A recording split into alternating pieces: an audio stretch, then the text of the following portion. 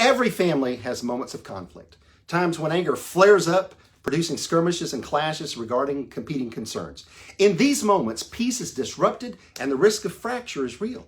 However, even though all families fuss, not many families suffer circumstances where one of the children pursues a path actively trying to destroy their parent. Not many families face moments when a child seeks to steal their parent's job and then rally some rabble against their parent with murder in mind.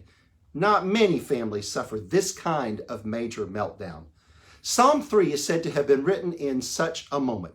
This Psalm of David is believed to reflect David's response while running for his life from his son Absalom.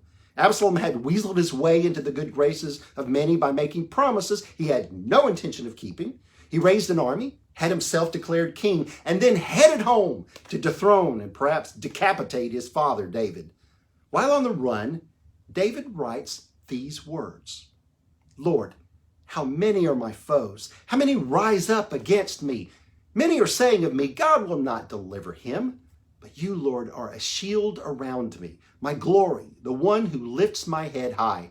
I call out to the Lord, and he answers me from his holy mountain. I lie down and sleep. I wake again because the Lord sustains me. I will not fear, though tens of thousands assail me on every side. Arise, Lord, deliver me. My God, strike all my enemies on the jaw. Break the teeth of the wicked. From the Lord comes deliverance. May your blessing be on your people." There are three things I would invite you to see in this psalm. First, the psalmist lists several things that are completely out of his control, his enemies and the gossip that's going on. The psalmist settles on an image of God that sets him thinking that there is hope. He looks at God as his shield and his head lifter. And third, he identifies several actions that are under his control: worship, rest, and trust. Now, those might not completely solve the issue at hand. Absalom remains a threat and a heartache. For us, this kind of frame helps make solving the issue possible. They put it into a solvable form. They give you a vision of hope that sustains you while you do the work of repair and repentance. David was able to see his life outside the crisis, and in doing so, he was able to access memories of how he had handled things before and how God had walked faithfully with him through all sorts of dangers. It's important to remember that there is no storm-free location or season of life.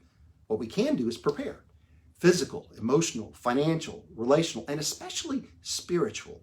These enhance our crisis meeting capacity. They build resources we can lean on when it's hard. More often than not, the meaning we give whatever is going on will determine how we respond. Better definitions lead to better solutions.